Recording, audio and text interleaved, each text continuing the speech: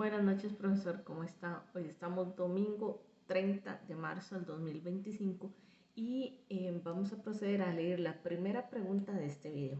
Y dice, explicar el elemento subjetivo, el sujeto activo y el sujeto pasivo y el elemento objetivo, que son los aspectos material, espacial, temporal y cuantitativo de los siguientes impuestos, que son renta de capital inmobiliario, renta de capital mobiliario, ganancias de capital y remesas. Entonces vamos a ir desarrollando cada uno de estos impuestos y tanto sus sujetos como sus aspectos.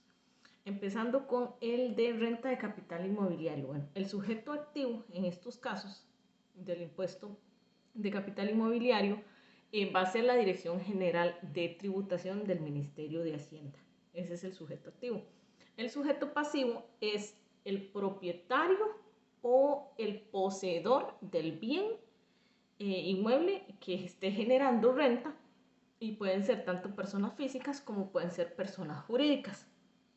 Y estos se obtienen de rentas, de procesos de arrendamiento o de cualquier otra modalidad de explotación financiera y económica de sus inmuebles. En cuanto al aspecto material, este impuesto grava rentas obtenidas de lo que son posesión, explotación o arrendamiento de bienes inmuebles, que sean ingresos por alquileres, por arrendamientos financieros o cualquier otro tipo de, como se mencionó anteriormente, explotación económica que genere un ingreso de manera periódica a estos impuestos.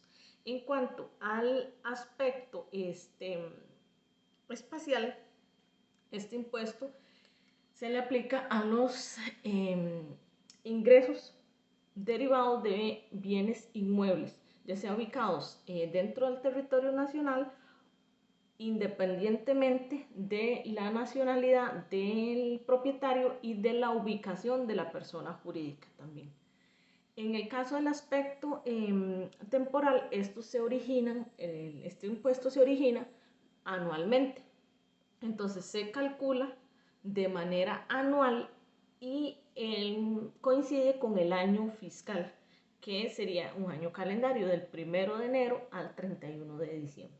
En cuanto al aspecto cuantitativo, bueno, este se calcula sobre los ingresos obtenidos por el arrendamiento de los bienes inmuebles.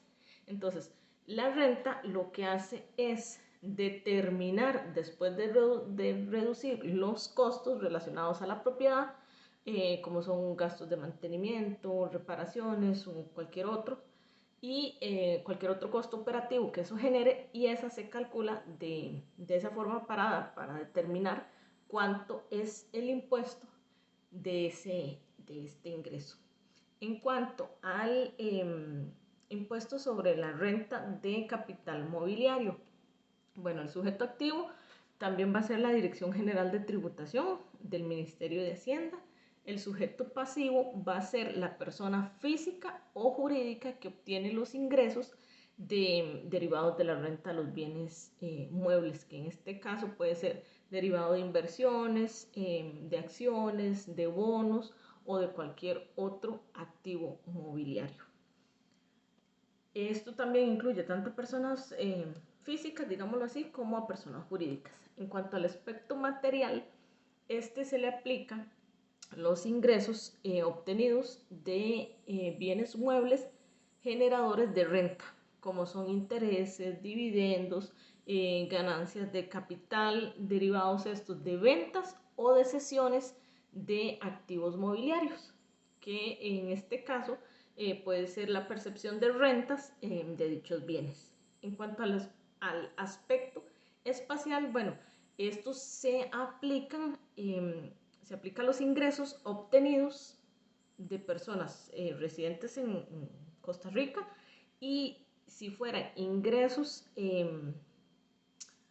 que se encuentren fuera del país, estos están sujetos y deben ser tratados con una doble tributación.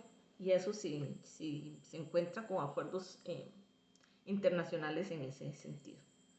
En el caso del aspecto temporal, los ingresos de este impuesto mobiliario se calcula del monto total generado de los ingresos obtenidos, aplicándole todas las tasas impositivas y que pueden ser estas progresivas o pueden ser fijas, y pueden aplicarse ciertas deducciones o exenciones según el tipo de ingreso. En cuanto al impuesto sobre las ganancias del capital, bueno, igual el sujeto activo va a ser la Dirección General de Tributación, el Ministerio de Hacienda. El sujeto pasivo es la persona física o jurídica que obtiene una ganancia al vender o transferir el activo, una propiedad, una acción, un bono, y que eso genere una diferencia positiva entre el valor de la venta y el costo de la adquisición del bien. En cuanto al aspecto material, bueno, este impuesto se le aplica a la diferencia entre el valor de venta y el valor de la adquisición. Entonces, este impuesto aplica activos, a bienes raíces, acciones, bonos o cualquier otro activo financiero que sea vendido o que sea transferido. En cuanto al aspecto espacial, bueno, se le aplica a todas las ganancias del capital obtenidas dentro del territorio costarricense, independientemente de quién sea el propietario, que puede ser nacional o puede ser extranjero. En cuanto al aspecto temporal, en el momento en que se hace la venta o la transferencia del activo, eso va a generar una ganancia.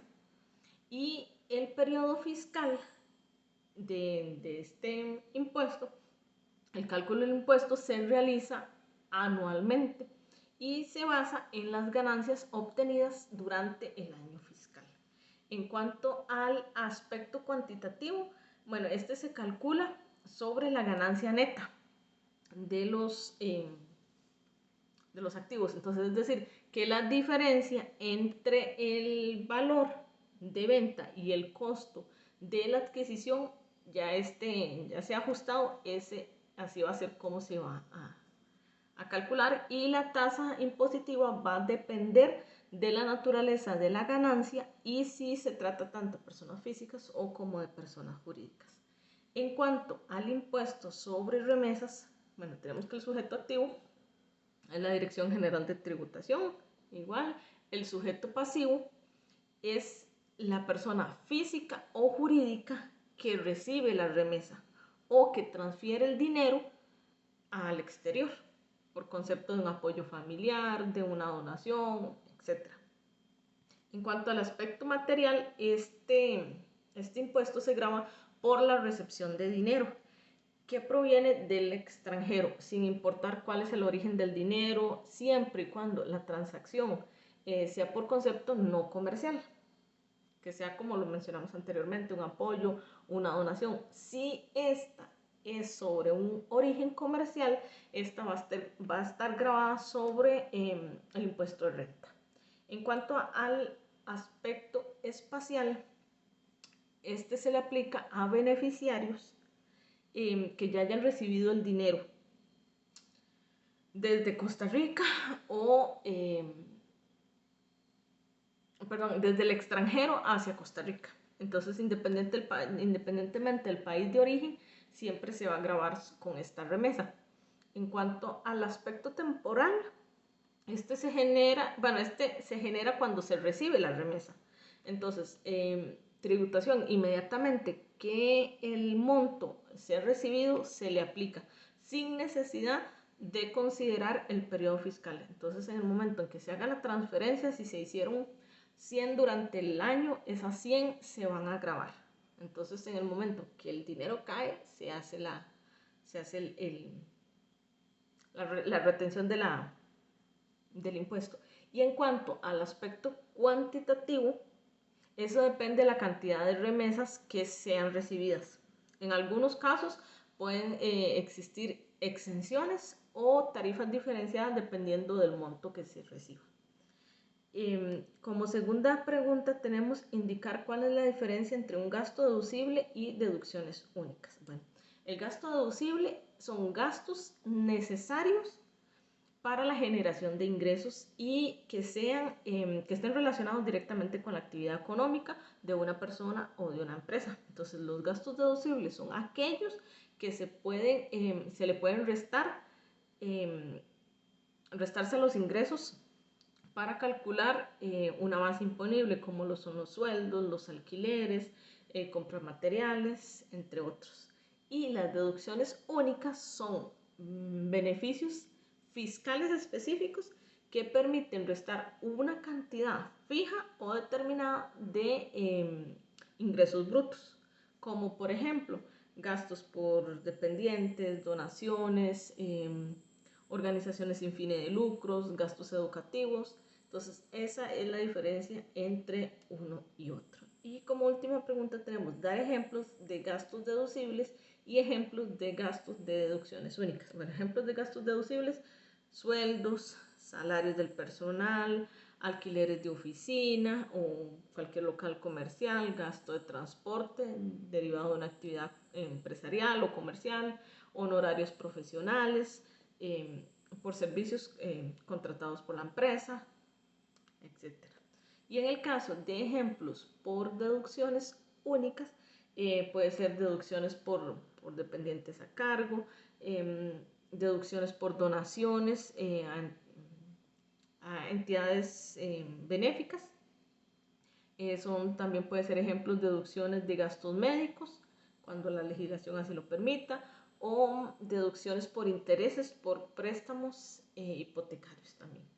Muchas gracias, buenas noches.